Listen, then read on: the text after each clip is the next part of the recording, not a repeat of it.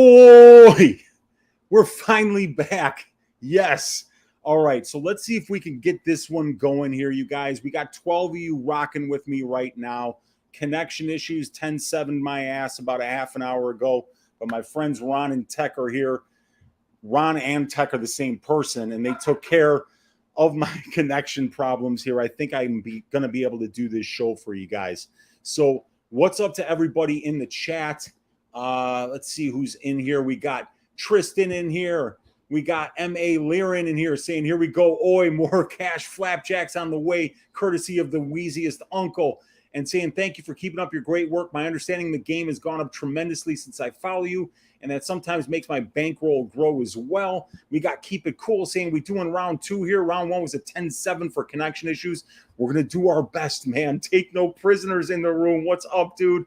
Keep It Cool saying, yes. Oi, Justin in the room. Keep It Cool said, more will join, Weezy. I appreciate you, man. Tajik Bey in the room. What's up, dude? Good to see you in here. Tajik Bey, we got the GOAT with us. Addicted to Combat. I've refilled my Long Island 5 times, and I'm my second stogie waiting on this one. What up, Unc? Good to see you in here. Addicted to Combat. Appreciate you. The Wi-Fi GOAT says Jorge Montero. We got the Cuban Assassin in the room saying, what it do, Weezy? I checked out Jessica Penny's OnlyFans. I'd rather beat off to the WNBA or UFC referee Kim. Oh, my God. Kim Winslow.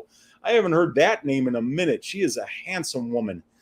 We got Tiger Montana in the room saying, Uncle Weezy, what's up, dude? And we got Daz Files in here. We got Rob Turk saying mutton chops on point. Why, thank you. Yeah, they look better on this camera on the on my guy Tech's computer. So they look pretty good here. They look way better on this camera than they do on mine. Look, you guys, I appreciate you for hanging out with us here. I've got the stats up on the screen. Let's just get into it here. Let's start with this Jessica Penne, Emily Ducote matchup. So we are going to note right away that we've got a massive youth advantage here for Emily Ducote, and she is going to be, let me see if I can get this up here. Yeah, there we go, 9 years younger. It's going to be Jessica Penne, who's the bigger woman here. She's 3 inches taller. She's got a 3-inch reach advantage. Both of these ladies fighting out of the orthodox stance. We got Jessica Penne with 2 more fights, but it's Ducote who's got about 70 more minutes in the cage, but Jessica Penne's been doing this much longer. She's got 6 more fights at the UFC level as well, and 72 minutes in the UFC cage, while Ducote will be making her UFC debut here. In terms of the finish stats, we've got Jessica Penne with 71% finish rate, Emily Ducote with a 63% finish rate. Jessica has been finished in 3 of her 5 pro losses, while Emily has been finished in only 1 of 6. And if we go up here, we're going to see the striking stats. Penne's striking numbers are absolutely horrible. 2.83 landed, 5.82 absorbed. And Emily Ducote has no striking numbers. This is a striker versus grappler matchup. It's pretty simple to see. Emily is going to be trying to keep this fight on the feet. And we've got, wow, God, I look so freaky on this camera, man. It is so wild with the light in here. Let me see if I can get a little more light. Can you get that light, dude? You need? This one up here? Yeah, I don't think it's going to work. Oh, well. So anyway, Jessica, what is that? Don't go there. X that out. Okay, so Jessica is going to be looking to grapple in this one here, you guys. She did really well in her last 2 fights against Kovalkiewicz and Godinez. She was really selling out for the grappling. And we see here that she's only got 24.29% control time for and 12.81% control time against. But in her last 2 fights, since her USADA suspension, she has been in control time positions for or against over 2/3 of the last 2 fights. So Penny's going to be looking to get this thing to the ground, and Emily Ducote is going to be looking to get this thing on the feet and keep it there. I do like Jessica in this spot, you guys. Emily has taken this fight on short notice. She's had problems with grapplers before, and Jessica really kind of seems to know who she is right now in terms of going after these grappling exchanges. She doesn't necessarily need to get takedowns. She can try to take your back standing, and she can also pull guard. She will do anything to get the fight to the ground, and I think that if she sells out hard enough to do it, it's going to be in her world, and she's going to be able to control enough minutes of this fight to potentially get the win here against Emily Ducote. I am looking for the Jessica Penne by sub prop, and Emily Ducote probably by decision if she does win it, but she could knock out Jessica Penne because Jessica's striking is not good. Emily does have a black belt, but I don't think that she's going to be looking to use it. She's going to be looking to keep this fight standing so that she can do her best work and keep Jessica uncomfortable. So I am going to pick Jessica Penne. I'm going to pick her actually to win this fight by decision. I think she's just going to blanket her. The next fight is Dwight Grant against Dustin Stoltzfus. Stoltzfus is 7 years younger, but it's Grant who's going to be 1 inch taller and have a 1 inch reach advantage. Dwight Grant fights out of both stances, while Stoltzfus is an orthodox fighter. If we look at the experience numbers here, they're very close in total fights in cage time, but it's Dwight Grant who's been very inactive as a pro, an 11-year career, but only 16 fights, while Stoltzfus has had about 2 fights per year, just under 8-year career and 17 fights. Grant more experience at the UFC level here, as he's got twice as much time in the UFC cage. Grant, 64% finish rate, Stoltzfus, 53% finish rate. And Grant has been finished in 2 of 5 pro losses, and Stoltzfus 2 of 4 pro losses. This is a striker versus grappler matchup as well. Dwight Grant is very low volume. He's very unorthodox, but he does hit hard. And Stoltzfus is very slow. He's a good grappler, but he doesn't have much of a striking attack. You can time his overhand right on a sundial, and he was already slow for 185. Now he's got Dwight Grant moving from 170 up to 185 here. So I really don't think that this is a fight you want to bet on, because Stoltzfus is a good grappler. We don't really know how Grant's going to do stopping takedowns from him, but he is coming up, a weight class here. So Dustin's going to be a little bit bigger than what he's used to stopping takedowns from. Dustin's fights have taken place in control time positions about 57% of the time, and Dwight Grant has only been spending about 16% of his fights in control time positions for or against. So if Grant keeps this on the feet, he's probably knocking out Stoltzfus. If Stoltzfus can get this to the ground and keep it there, he's probably going to win a decision or get a submission. I'm not touching this fight. I don't know where Dustin Stoltzfus is at this point in his career. He's on a 3-fight losing streak. Dwight Grant is on a 2-fight losing streak. And now he's moving up a weight class for the first time in his career at the age of 37. So this is a huge stay away from me. I would suggest you guys stay away from it as well. And just move on to the next fight here, which is going to be Dustin Jacoby versus Da-Un Jung. We've got Da-Un Jung, the much younger guy here at 28 years old. What the hell is going on here? Oh, God. Okay. And so, yeah, Jung much younger. He's taller. He's got a 2-inch reach advantage, while Jacoby's got 5 more professional fights, 40 more minutes in the cage, and about 4.5 more years as a pro. 4 more UFC level fights and about 60 more minutes in the UFC cage. Jung, the much better finisher here at an 86% rate, while Jacoby, it's only 65% rate, 60% against for Jacoby, 50% against for Da-Un Jung. Jacoby's the better kickboxer here, and we can see it in the numbers as he's landing 5.68. Undo. My God. He's landing 5.68 and absorbing 3.85 per minute, while Da-Un Jung still lands more than he absorbs, but not nearly as much as Jacoby. Much more power for Jung as he's landing a knockdown on 1.6% of the significant strikes that he's landing. So that's 3 knockdowns in 5 fights. And Jacoby's got 3 knockdowns in 9 fights. Jacoby has been knocked down twice. Da-Un Jung has never been knocked down. In terms of the grappling, we see Jung going to the grappling a little bit more, but he's got all 8 of those takedowns. All came in the William Knight fight. So he is not somebody that's going out there and using his grappling a lot. He's only got takedown in 1 out of his 5 fights. So those of you who are expecting Da Un Jung to grapple, I wouldn't hold your breath looking for it. Dustin's got only 60% takedown defense, but he's only been controlled for 14% of his UFC career. That is about 15 minutes on those 16 takedowns. That's not bad. He's done a good job getting back to his feet when he does get taken down, and he gets better at stopping the takedowns as the fight goes on. So Da Un Jung has excellent takedown defense in his own right at 89%, but Jacoby attempts less than 1 takedown per fight. He prefers the kickbox. He prefers to keep it at range and uses weapons there.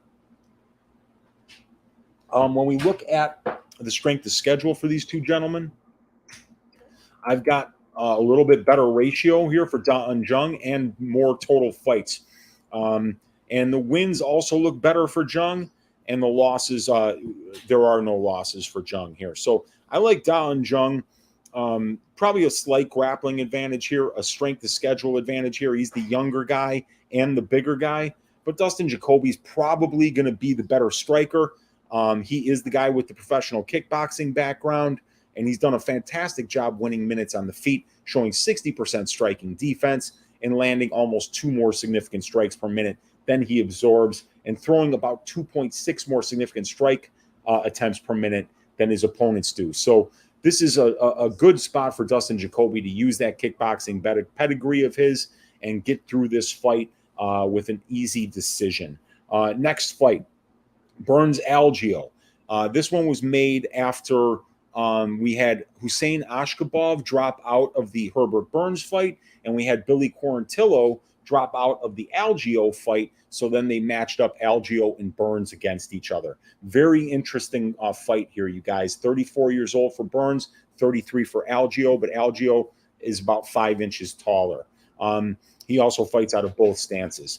Algeo more experienced here with about 160 more minutes in the cage, 7 more professional fights, and 1 more UFC fight, and about 60 more minutes in the UFC cage.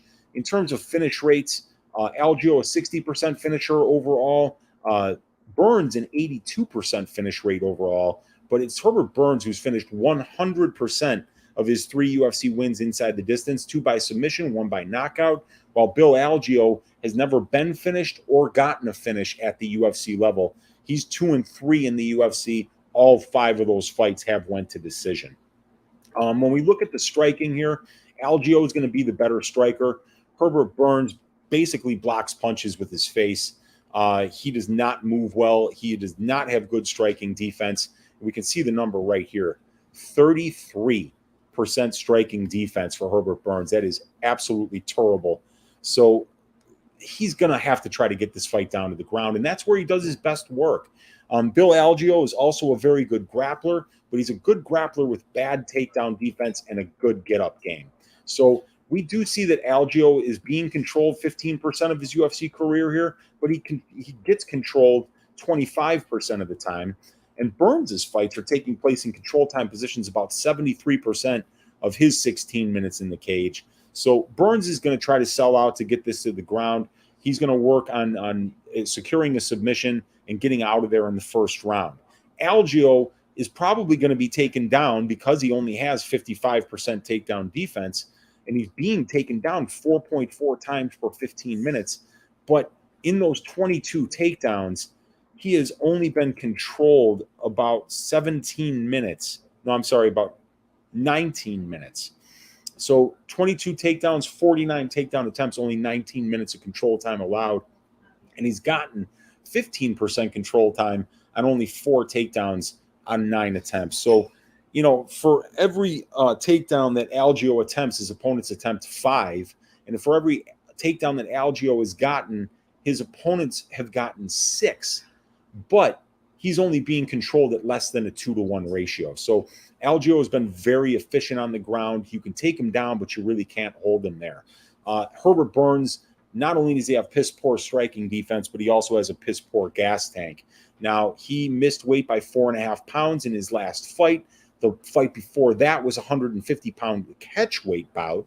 So we haven't seen him weigh in successfully at 145 pounds in a long time. and Herbert Burns is pushing 35 years old right now. So I don't think it's going to get any easier for him to make this weight cut. And if this thing gets out of the first round, he's going to have some problems because Algeo has got serious conditioning and he puts a pace on his opponents. Algeo has the much better ratio, as we can see here, overall and in the wins. And in the losses as well, he's got the much better ratio. So Algeo's fought the better brand of competition. He's going to be the much better striker here, and he's going to have the much better gas tank. It's Herbert Burns who's a little bit bigger, and he's going to be the much better grappler here. I think that this is either Herbert Burns early or Bill Algeo late. My only tracked bet of the week thus far is the under 2.5 for this fight at plus 105. I'm picking Bill Algeo to win this fight late, but I wouldn't be surprised by a Herbert Burns first-round submission. This next fight is absolutely fantastic. We got Ricky Simon going up against Jack Shore. This is going to be a grappler's delight here. Jack Shore, a couple years younger. He's going to be a couple inches taller and have a 2-inch reach advantage here. But it's Simon with 6 more professional fights and about 80 more minutes in the pro cage and about 2 more years as a pro. He's also got 5 more UFC-level fights in about 60 more minutes in the UFC cage. It's Jack Shore who's the better submission or finisher here with a 75% finish rate compared to 48% for Simon. And then we got Ricky Simon's been finished in 2 of his 3 losses. I've got Simon landing as many strikes as he absorbs, but Jack Shore is almost doubling his opponent, landing 4.18 significant strikes a minute and only absorbing 2.27. Both of these guys striking defense north of 60%. And Jack Shore's striking accuracy is right at 60%. That's excellent. Simon at 43%. Both of these guys showing some power. Both of these guys a decent amount of knockdown for 15 minutes. But it's Simon who's been chinnier. When it comes to the grappling, these guys are very evenly matched. We see that both of these guys are in control time positions for at least a third of their fights. For Jack Shore, it's about 53% of his fights. For Simon, it's about 37, 38%. But Simon is out-controlling his opponents at like an 8-to-1 ratio, while it's only 3.5-to-1 for Jack Shore. And then if we look over here at the strength of schedule, it's all Simon. He's got the much better strength of schedule. He is probably going to be the better wrestler here, but Shore's a very good grappler and a great judo player as well. So, the grappling is going to be very close. The striking is going to be very close, but it's Simon who's more experienced, fought the better brand of competition. But Shore's going to be a little bit bigger. Very close fight. I see this as 50-50, so I actually like the plus money on Simon here because I see this fight as a coin flip. Let's move on, though. We got Punahele Soriano against Dalcha Lungiambula. Soriano, 5 years younger, 3 inches taller, but it's Dalcha who has a 4-inch reach advantage. It's a southpaw for Soriano here, and Dalcha's an orthodox fighter. And Dalcha's got 5 more professional fights, about 90 more minutes in the pro cage, and about 2.5 more years as a pro. The UFC experience is almost identical here. Soriano, the much better finisher, at an 88% finish rate, 7 of 8 wins inside the distance. Lungiambula, only a 54% finish rate and 11 pro wins. Dalcha's been finished in 3 of 4 losses. Puna's never been finished. In terms of the striking numbers, Puna's got the better numbers here, landing 4.03, absorbing about 3.56. And Dalcha actually absorbs more than he lands. Both of these guys, good power numbers, but it's Puna who's showing much more power at the UFC level, landing 1.13 knockdowns for 15 minutes in comparison to 0.27 for Dalcha. And we got 0.27 knockdowns allowed per 15 minutes for Dalcha. So he's got as many knockdowns for as he does against, and that's 1 of each. In terms of the grappling here, both of these guys are good judo players. Dalcha is a black belt, but Punahele Soriano's got the freestyle wrestling background in college. He's going to probably be the guy that's more likely to get this fight to the ground on his terms. I think he's also going to have more power on the feet. I think Dalcha's a little bit one-dimensional. I kind of feel like he's a power guy who throws hammers. Doesn't have much. He doesn't have much in the way of the ability to push a pace for 3 rounds, and he's not particularly fast either. So I think that Puna gets the job done fairly easily here in this one, and I'm going to pick him to knock out Dalcha Lungiambula in the very first round. Tate Murphy didn't tape this fight, not betting on this fight, but I don't know what's going on with this line here, you guys. Miesha Tate somehow is a minus 210, 220 favorite over another fighter. I don't know how that could be. She's 35 years old. She's never fought at flyweight before. Her only win in the last 7 years is against a 47-year-old woman who's a gym teacher. I don't know. So I don't know why anybody would lay minus 220 on Miesha Tate. It makes no sense to me. They must know something that I don't know. Lauren Murphy is in nothing but close fights. So I don't know how anyone can think that anyone is going to, besides Valentina Shevchenko, is going to look minus 200 over Lauren Murphy. I'm not going to take this fight because I don't care about it. And I'm not going to bet it. But, I mean, if you put a gun to my head, plus 175 for Lauren Murphy, I guess it makes sense, right? I mean, Miesha Tate hasn't done anything impressive in a very long time in the octagon. So, don't know what to think here. Maybe they think because she went 5 rounds with Ketlin Vieira that this will be an easy fight for her.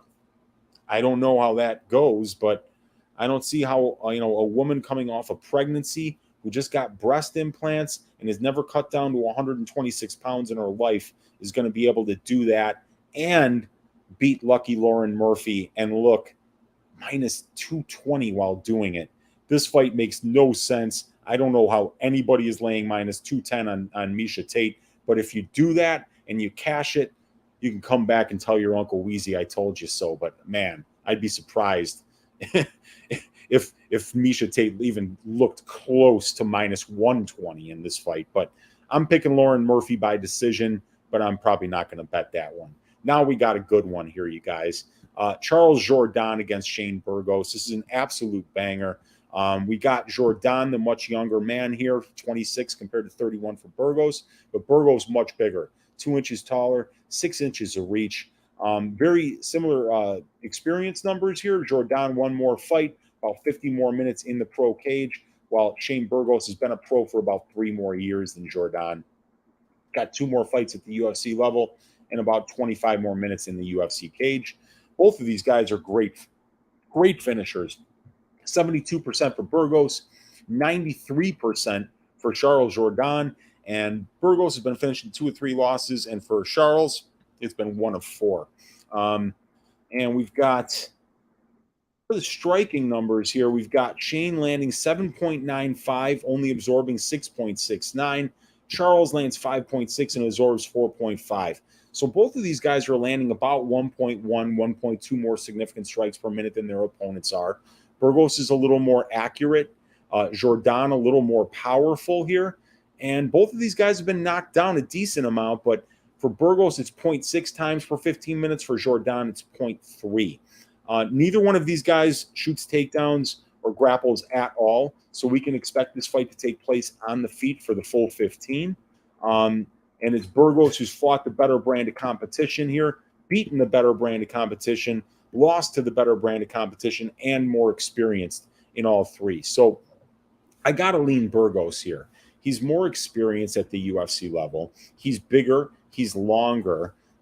He throws a ton more volume than Jourdain. They're both very powerful, but when you really look and you stack up the opponents of these 2 guys, stand them next to each other, it's Shane Burgos who's walked the gauntlet and Charles Jourdain who's, Lando Venata, Andre Ewell, Julian Erosa, Marcelo Rojo. These are not names like Josh Emmett, Edson Barbosa, and Billy Quarantillo. So I got to go with Burgos here, but this is going to be a potential fight of the night. We talked about this one on probability last night. This is plus money for the fight not to go to decision. It's a 145-pound fight, so they only go to decision about, or they only finish inside the distance about 43% of the time. But this one, they've got it at an implied probability of about 48%. And I feel like it's a good bet because neither one of these guys is going to grapple at all. They both have got a ton of power and they both throw a ton of volume. So if you just look at the numbers, figure out over 15 minutes how many strikes these guys are going to throw, how many they're going to land, and with what power they land with, I see somebody getting knocked down and potentially finished here. So the plus money on fight doesn't go to decision, I think, is a good look here. And I'm going to be picking Shane Burgos to win this one by third round knockout. Let's go over to the next fight. Yeah, I'm going to be taking you through this one much quicker than normal, you guys. I'm not comfortable with the technology here, and I've already got another video up that's just a complete disaster that I have to delete. So I'm going to go through this as fast as humanly possible and get back to the wedding that I'm going to later on. So next fight is Schnell versus Mudaerji. Mudaerji, 6 years younger. They're the same height supposedly, although I don't see how that's possible. And Mudaerji's got a 2-inch reach advantage, and he's a southpaw. It's Schnell with 4 more pro fights and about 100 more minutes in the pro cage, about 3.5 more years as a pro. He's also got 6 more UFC level fights and about 43 more minutes in the UFC cage. Schnell, 66% finish as a pro, Mudaerji 86% finish. And we've got Schnell, who's been finished in 5 of his 7 losses. So this is not something I would want to be betting going the distance, because we've got just too many of their losses being inside the distance here. Both of these guys will look for the way out when it gets tough.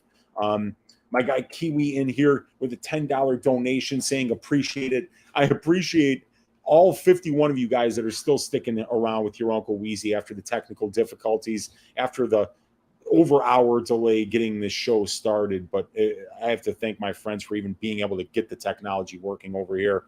My computer was not up to the task, so I'm using my friends, and he actually got the monitor plugged into the television here so that I can see the StreamYard and see my spreadsheet, so I can give you at least a decent show today. But thank you, Kiwi, for donating to the show. It's much appreciated.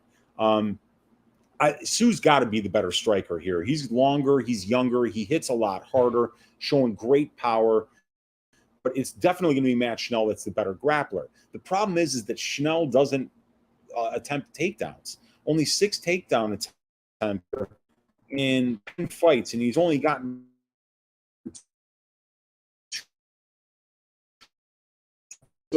he's only got 2.18 control time for. So the problem that I have with Schnell in this spot, and I think it's why the line is where it is that Schnell needs to take this fight to the ground, because Mudaerji, all 4 of his losses are by submission.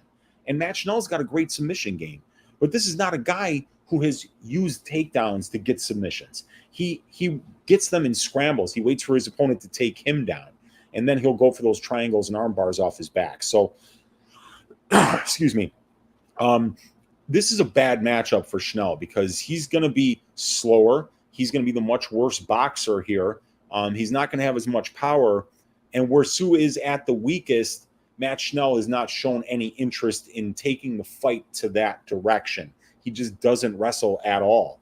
So I don't think that Matt Schnell has the skill set in order to put together a game plan that's going to make Mudaerji uncomfortable here. And then because of that, I have to pick Mudaerji to win this fight. And because both of these guys are so chinny, both of these guys are going to quit when the going gets tough, because they've been finished in 9 out of their 11 combined losses. That is not good. 7 losses for Schnell. 5 of 7 losses for Schnell inside the distance. All 4 of Mudaerji's losses inside the distance. 9 of 11. So that's, over 80% of their losses are inside the distance. So like this fight to finish inside the distance, I'm going to call Mudaerji by second round knockout. And then we've got 3 more fights to cover here. Jingliang versus Muslim Salikhov. We got the king of Kung Fu is not the Chinese guy. It's the Russian guy, and his name is Muslim. So we've got Muslim is 38 years old, Jingliang 34. It's Lee who's going to be taller with a 1-inch reach advantage. He's also got 5 more professional fights and twice as much time in the pro cage, and about 3 more years, almost 4 more years as a pro. He's also got 9 more UFC level fights and about 90 more minutes in the UFC cage. Salikhov, 78% finish rate in 18 wins. Li Jingliang, 72% finish rate in 18 wins. And then we've got Li's been subbed twice in 7 losses, and Muslim Salikhov has been subbed in both of his pro losses. Neither one of these guys has ever been knocked out, and neither one of these guys really goes for submissions. So if one of these guys finishes it inside the distance, it's most likely going to be by knockout, because neither one of these guys is really committing to the wrestling that much. 13 takedown attempts in 6 fights for Salikhov, and 33 takedown attempts for Jingliang in 15 fights. And both of these guys are getting less than 10% control time for. So they're really not using their grappling to win minutes. And neither one of these guys is getting held down that much either. Poor takedown defense for Jingliang at 59%. He's been controlled about 18.5% of his UFC career. Salikhov has basically kept his fight standing about 88% of the time. He's only been controlled about 7% of his UFC career. And it's going to be Muslim Salikhov with the better strength of schedule here, as his ratio is 1.9 compared to 1.38 for Li, and he's got more total fights for his opponents than Li does, and the wins are better as well for Muslim Salikhov. This line is too wide for me. I don't like paying minus 170 for a guy this old, for a guy this low volume, and frankly, as spectacular of a striker as Salikhov is, Li Jingliang, in my opinion, is just as dangerous. Is just as likely to knock out his opponent as Muslim Salikhov is, and there's a couple reasons for that. Salikhov definitely throws very flashy strikes, a lot of spinning stuff, a lot of kung fu, karate type techniques. Li Jingliang is just looking to take your head off with his fist. And it's a lot simpler. It's a lot straighter to the target. And he's done it, just frankly, a lot more. We're talking about a guy with 10 knockdowns in 15 fights. So this is, Salikhov's got 3 knockdowns in 6 fights.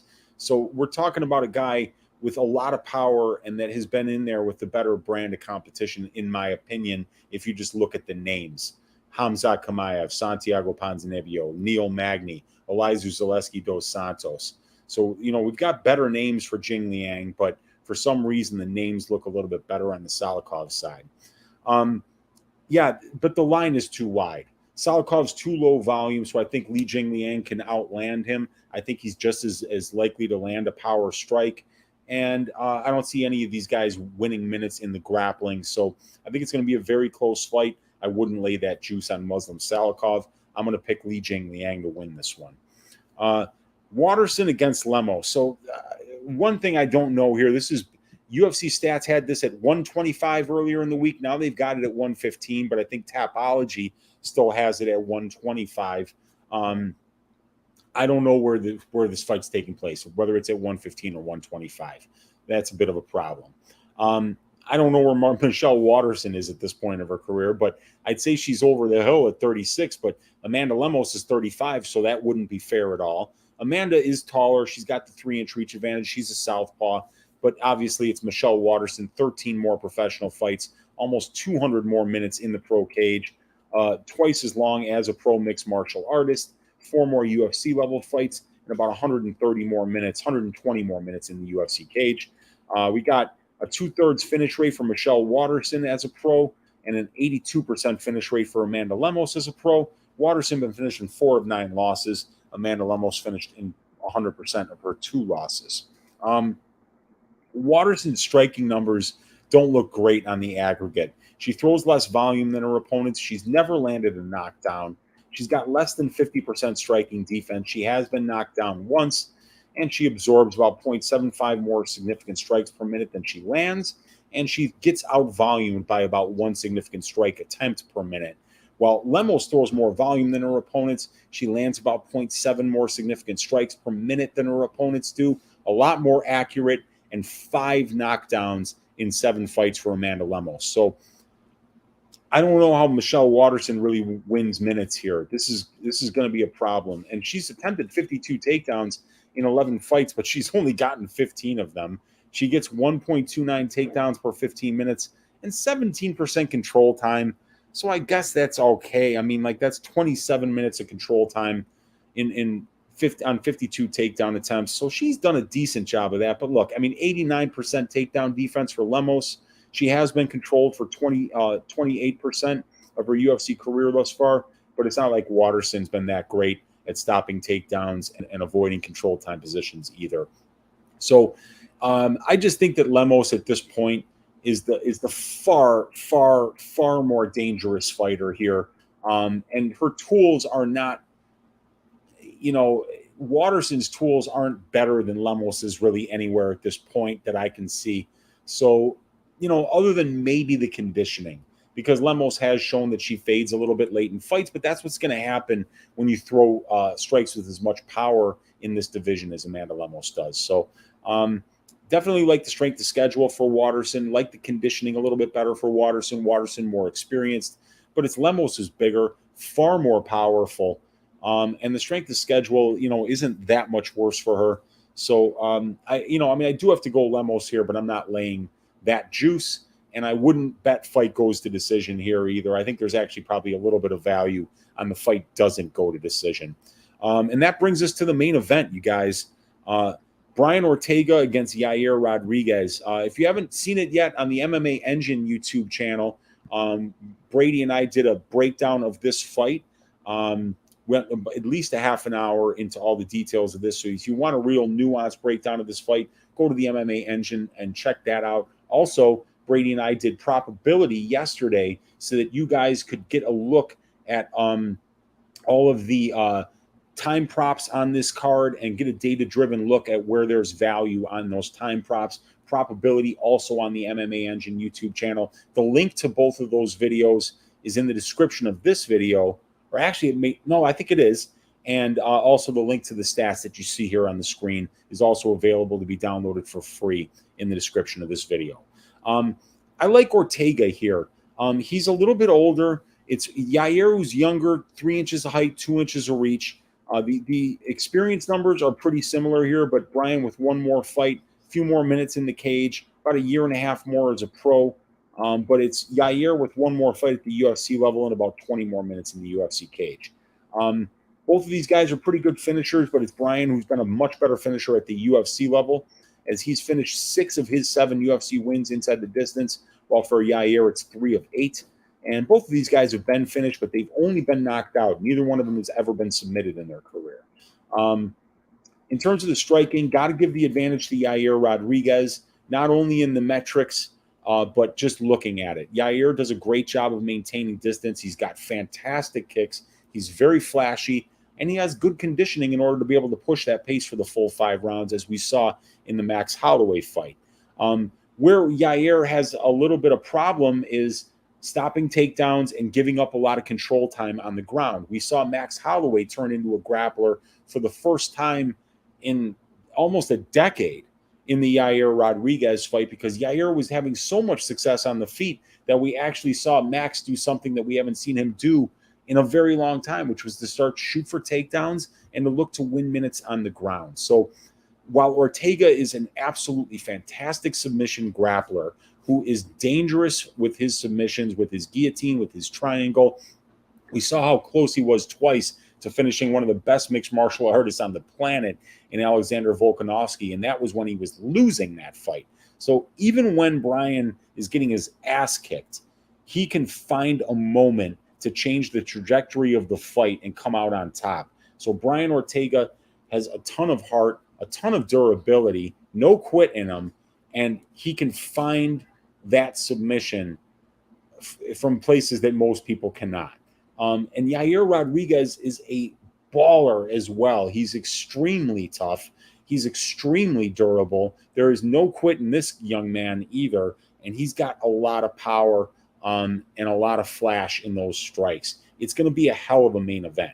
Brian Ortega has 33 takedown attempts in 10 fights, which is a decent amount, But I want to bring it to your attention that I believe 27 of those takedown attempts are in the last 3 fights. So we have seen Brian Ortega grapple more in his last 3 fights than he did in his first 7, and probably 3 times as much. So Ortega has started going to the wrestling more. If Ortega can start to use his striking to set up his wrestling and use his wrestling to get his opponent thinking about the wrestling and then using that to set up striking, I think if he's doing both of those things and switching it up, that he's going to have a lot of success here against Yair Rodriguez. Keep him guessing. Because people are so worried about Ortega's grappling, it's going to make his striking look a little bit better than it is on the feet, and it is getting better. We saw him take the next step in the Korean Zombie fight with his striking, and he actually, I thought, handled himself very well for the first 5 minutes of the Volkanovski fight. I am picking Brian Ortega to win this fight. I do think that this fight probably finishes inside the distance, but at the current line of minus 150, I think you're overpaying because less than 60% of 5-round fights in the featherweight division finish inside the distance. So this is one that I think Brian Ortega wins. I'm going to pick him to win by decision because of the durability of Rodriguez, but I wouldn't be surprised to see Ortega lock up a submission, get a knockout, or Yair Rodriguez to get a knockout. Both of these guys are extremely dangerous. And when we look at the strength of schedule here, we see a nice little advantage for Ortega, a 1.9 ratio overall, comparison to 1.26 for Yair, and a 1.68 ratio in the wins for Ortega compared to 1.16 for Yair. So, yeah, I got Brian Ortega winning this fight by decision. You guys, thank you for hanging out with me here. Thank you for hanging out with all the technical difficulties that I had. Like I said, I went to Michigan. I've been up since 6 in the morning. Crazy busy day. Just got up here at the exact time that the show was supposed to start and then found out that I couldn't get my second monitor working. So thank you guys for hanging out with me. I apologize for the very short show today, but we are going to finish like we always do with Uncle Weezy's ass shaving of the week. And we got to find a dominant win for one of these fighters. And it's hard to find that on this card because I don't think there's a lot of real trustworthy fighters on this card. And the ones that are trustworthy, I think, have very good opponents who are going to be able to keep the fight close. So the one that I did come up with this week is going to be Punahele Soriano to shave the ass of Dalcha Lungiambula. I think Lungiambula is a very dangerous fighter when he's fighting somebody that doesn't have the power that he has and doesn't have the grappling pedigree that he has, because he can muscle you around with his judo. He can mess you up in the clinch, and he can use his strength and his power to intimidate his opponents. But I think that wherever Dalcha's good, Puna's better. And Puna's a state judo champion in Hawaii. He was a state wrestling champion in Hawaii. And he also was I believe, Division II college wrestler, very, very high level. And wrestling is better than judo for UFC and for mixed martial arts. So I think Puna's even more powerful than Dalcha. I think he's faster than Dalcha. And I think he's the more likely one to be able to have success with the grappling here. So I just don't see anywhere where Dalcha's better. That way, I think it's just simple. We got to make Punahele Soriano Uncle Weezy's ass shaving of the week. You guys, thank you for hanging out with me through this disaster of a show. Thank Tech and Sandra for helping me get set up here, because if it weren't for them, I wouldn't have been able to get this done at all tonight. But Dalcha Lungiambula is going to get his ass shaved by Punahele Soriano. That's Uncle Weezy's ass shaving of the week. Check out Probability. Check out Stat Diggers. Check out the Main Event Deep Dive to get better looks into these fights and find out the time props that we like. The only tracked bet I have thus far on this card is Bill Algeo, Herbert Burns, under 2.5 at plus 105. You guys, thank you so much for hanging out with me here on Just a Tip with Uncle Weezy. I'm going to end this broadcast now. I will be gone for the rest of the week. You guys will not see me until Sunday for Stat Diggers. So the only order of business left is to stack cashed tickets like flapjacks for UFC Long Island. Good luck to everybody. I'll see you guys soon. God bless.